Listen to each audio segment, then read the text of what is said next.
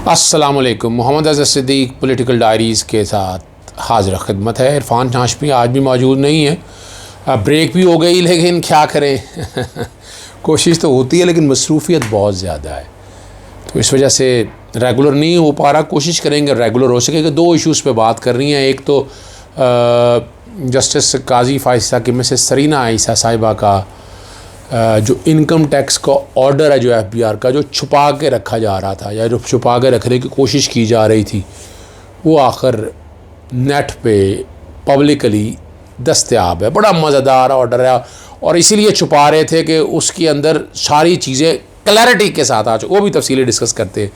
दूसरा, शहबाज शरीफ साहब शायद ना जा पाए और लंदन प्लान, लंदन एजेंडा और उसके लिए जो तैयारी की थी आपके सामने है ना। क्या तैयारी की थी बड़ा, ज़रा दोहरा देता हूँ इस बात को। सबसे पहले तो रीजेंट मॉस्क में मुलाकात बताई, मोहम्मद बिन सलमान के कज़न से मुलाकात हुई। फिर खबर चलाई गई मीडिया के ऊपर, जनाब शहबाज शरीफ वज़ीर आज़म पाकिस्तान और चौधरी निसार जो हैं वज़ीर आला पंजाब होंगे। फिर शहबाज शरीफ और चौधरी निसार की मुलाकात भी हो गई। अब प्लानिंग तो देखें ना, जो भी कोई बैठा है वो बेवकूफ़ बनाने के लिए काम तो चल रहा है। लेकिन अभी तो सुबह लाहौर हाई कोर्ट में एक दरख्वास्त दायर की है, मुतफरक दरख्वास्त है, एतराज़ लगा हुआ है जजमेंट पे इम्प्लीमेंटेशन के हवाले से। वो जजमेंट तो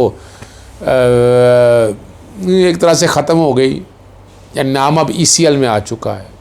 सुप्रीम कोर्ट में भी दायर कर दिया हुकूमत पाकिस्तान ने, इसके अगेंस्ट बाकायदा लीव टू अपील दायर कर दी है। लाहौर हाई कोर्ट में जो बात सामने रखी है उसमें उन्होंने कहा, जनाब लाहौर हाई कोर्ट ने ये फ़ैसला दिया था, बाहर जाने की इजाज़त नहीं दी। एयरपोर्ट गए, एयरपोर्ट पे इमिग्रेशन हो गई और रोक लिया। वो एक लड़की का नाम जो इंस्पेक्टर थी और इमिग्रेशन ऑफिसर थी, और एक इंस्पेक्टर ने रोक लिया। अच्छा, मना पूछे उनसे, भाई ये ऑर्डर जुमे वाले दिन कितने बजे निकला? सर्विस भी तो होना है ना। जुमे को आपको पता है छुट्टी होती है हाफ डे के बाद, तो ये ऑर्डर सर्विस कब हुआ, इम्प्लीमेंट कब हुआ? उसके बाद हफ्ते को छुट्टी थी और फिर 7 छुट्टियाँ थी ईद की। आज पहला दिन था तो ऑर्डर तो आज मिला होगा। तो आज जब ऑर्डर मिला तो ECL में नाम है, फ़र्ज़ करें ब्लैक लिस्ट से निकाल भी दें तो शहबाज शरीफ तो बाहर नहीं जा सकते। वो PNIL लिस्ट के अंदर है, वो जिक्र करते हैं, PNIL नोट पैड का जिक्र करते हैं, IBS सिस्टम का जिक्र करते हैं। तो तौहीन अदालत किस बात की? जब ऑर्डर ही आज मिला, ऑर्डर जब मिलना था तो फिर लाना इम्प्लीमेंट तब होना था, उससे पहले नहीं। और उसकी मिसाल मैंने आपके सामने पहले भी बताई, मैं फिर दोहरा देता हूँ। उसकी मिसाल आप यूँ ले लें कि लाहौर हाई कोर्ट के डिवीज़न बेंच पर नैब का बेंच था, केस लगा, जी बिल्कुल, शहबाज शरीफ का, जिसमें जस्टिस सरफराज डोगर साहब और जस्टिस ऐसे जावेद गुराल साहब का डाइसेंटिंग व्यू आया था। और TV में तो चल गया था, ज़मानत हो गई है। लेकिन ज़मानत तब होनी चाहिए जब तहरीरी ऑर्डर जाके सर्विस हुआ हो। तहरीरी ऑर्डर नहीं आया आपके सामने, वो आप और हम सब ने देख लिया है। मैं नहीं समझता उसमें कोई कमी रह गई है या कोई चीज़ में कन्फ्यूजन है। वो हर चीज़ क्लैरिटी के साथ आपके सामने दस्तयाब है। सुप्रीम कोर्ट में जो फाकिया हुकूमत ने अपील दायर की, उन्होंने बड़े ज़बरदस्त पॉइंट लिए हैं। सबसे पहला पॉइंट है कि सुने बगैर फ़ैसला दिया गया, सेम डे फ़ैसला दिया गया, मेडिकली कंडीशन कोई साथ सामने नहीं थी। फिर बड़ी मज़ेदार बात सामने लगाई है कि नोटिस नहीं हुआ। फिर अगर जाना था तो ट्रायल कोर्ट से इजाज़त कहाँ थी? ट्रायल कोर्ट से तो इजाज़त नहीं ली गई।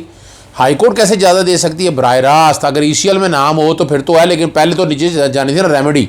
अगर ट्रायल कोर्ट बना करती तो फिर ये बात आगे आ रही थी ना।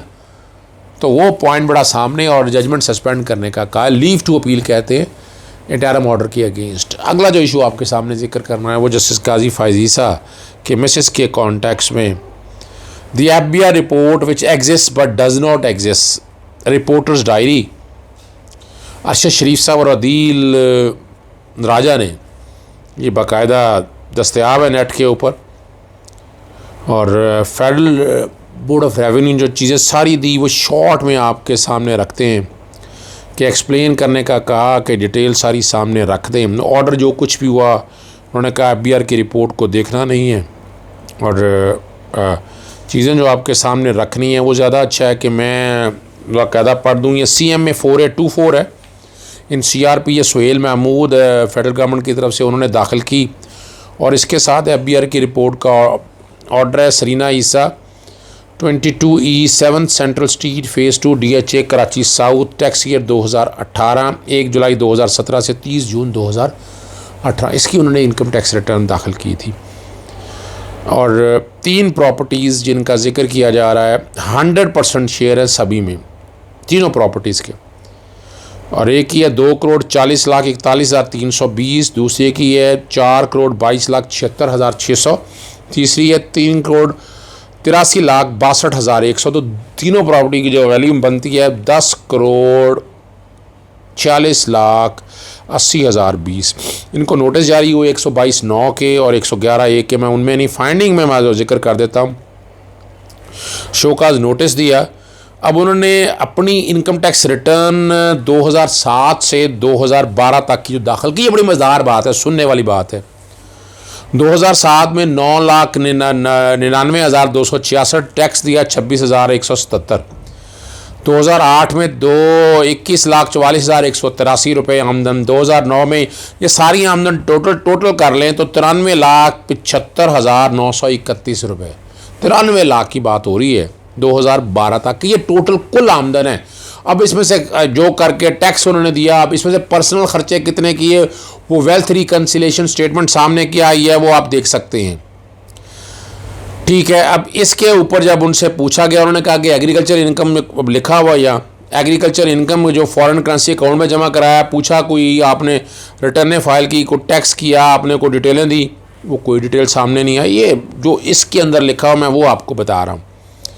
और सर्टिफिकेट स्टैंडर्ड चार्टर्ड बैंक को रिप्लाई में 9 जुलाई का लिखा, तो 6/12/2019 का standard chartered trade centre Clifton Karachi का उन्होंने बताया कि 3 श्योर ऑफशोर प्रॉपर्टी हैं जो खरीदी गई हैं।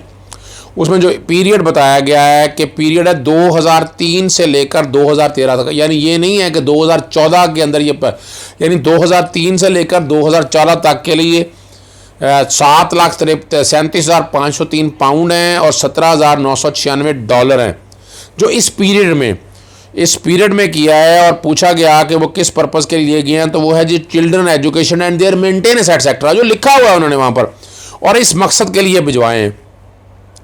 और बड़ा जिक्र किया उन्होंने कि सुप्रीम कोर्ट के पैरा 122 में लिखा हुआ है 20 अप्रैल 2017 का PLD 2017 supreme court 265, when an effect is essentially within the knowledge of any person, the burden of providing this fact is upon him, उस पे ओनस है। अब requisite फंड जो इस कॉन्टेक्स्ट में प्रॉपर्टी परचेज करने के हवाले से बात की वो नहीं है क्लियर। और टैक्स पेयर को पूछा गया, उन्होंने क्या पूछा, the tax payer in this case has not been able to give any detail और लीगल जस्टिफिकेशन और sources through which the following assets were created, the deposits which were made in the foreign currency bank account maintained in the Standard Chartered Bank, the 3 offshore properties in London. The taxpayer has only hurried accusations or various persons without justification the legal resources in respect of the aforesaid stated asset owned by the taxpayer. In other words, the acquisition of none of the above properties has been sustained by the taxpayer.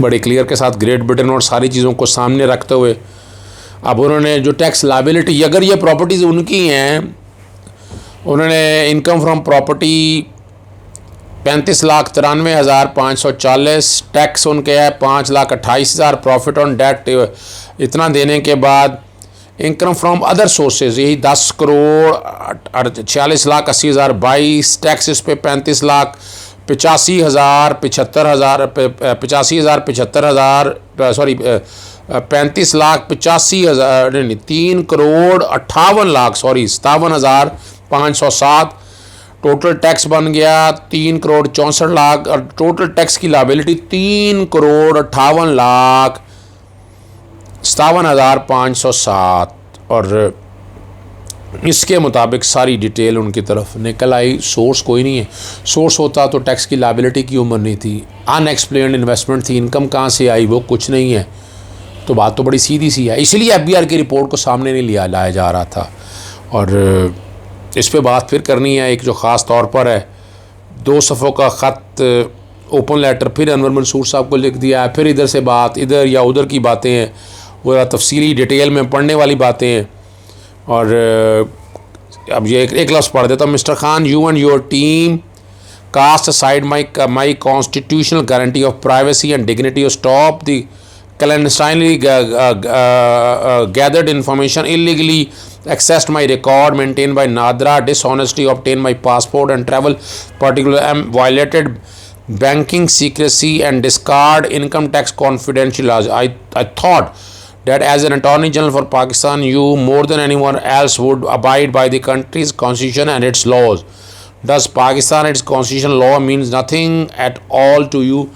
जो कि जवाब कोई नहीं है ना, बड़ी वाज़ेह तौर पर। अब चीज़ों को सामने रख के फिर लेटर है कि ये लिखा ओपन 11 मई को लिखा है और जवाब कोई नहीं है। और अब जो लेटर लिखा था, इन्होंने लिखा था अनवर मंसूर साहब को, बड़ी तफसीली बात हुई थी। अब ये चीज़ें आपके सामने रख दी हैं, बड़ी क्लैरिटी के साथ रख दी हैं। और बज़ाहिर क्या नज़र आ, बड़ा क्लियर है ऑर्डर सुप्रीम कोर्ट ने चाहे कह दिया कि FBR की रिपोर्ट को नहीं देखना, लेकिन ये फैक्ट्स कहाँ छुपाएंगे, कहाँ दबाएंगे, ये दबाए नहीं जा सकते हैं। और ये मनी ट्रेल आपको देना है और जितने मर्जी यूट्यूब पे अपने करीबी लोगों से प्रोग्राम आप कराते रहें, ये इसका जवाब देना होगा। जवाब दें, इसका जवाब बताएं, आप कौम को बताएं आकर के ये थे वो असासे या ये थे वो ज़राए जिनसे ये जायदादें ख़रीदी गई हैं। बज़ाहिर तो आपके पास ज़राए मौजूद नहीं है। इजाज़त दीजिएगा। अस्सलाम वालेकुम, खुदा हाफ़िज़।